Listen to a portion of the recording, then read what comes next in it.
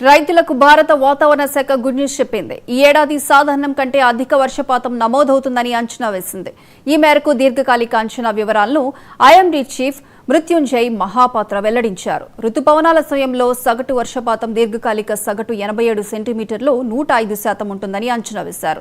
ఈ ఏడాది వర్షాకాలంలో అంటే జూన్ నుంచి సెప్టెంబర్ వరకు సాధారణం కంటే ఎక్కువ వర్షపాతం నమోదయ్యే అవకాశం ఉందని వెల్లడించారు. మంచి వర్షాలు కురుస్తుండడం వల్ల రైతులు నీటి సంక్షోభం ఎదుర్కొంటున్న ప్రాంతాలకు ఉపశమనం లభించనుంది. ఏప్రిల్ నుంచి జూన్ వరకు వేడిగాలులు కొనసాగుతాయని మృత్యుంజయ్ మహాపాత్ర అన్నారు. సాధారణంగా రుతుపవనాలు జూలై 1న కేరళ నుంచి భారతదేశంలోకి ప్రవేశించి క్రమంగా ఉత్తరం, తూర్పు, పడమర వైపు విస్తరిస్తాయి. జూలై మధ్య నాటికి రుతుపవనాలు దేశవ్యాప్తంగా వ్యాపిస్తాయి.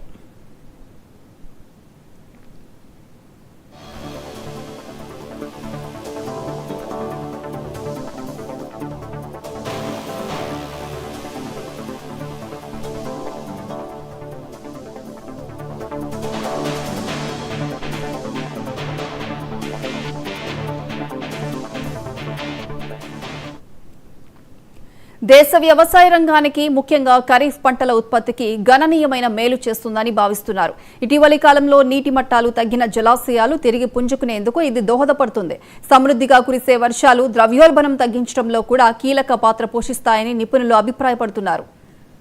అయితే దేశంలోని చాలా ప్రాంతాల్లో విస్తారంగా వర్షాలు కురిసే అవకాశం ఉన్నప్పటికీ లడాక్, తమిళనాడు, ఈశాన్య రాష్ట్రాల్లోని కొన్ని ప్రాంతాల్లో మాత్రం సాధారణం కంటే తక్కువ వర్షపాతం నమోదయ్యే అవకాశం ఉందని ఐఎండీ స్పష్టం చేసింది.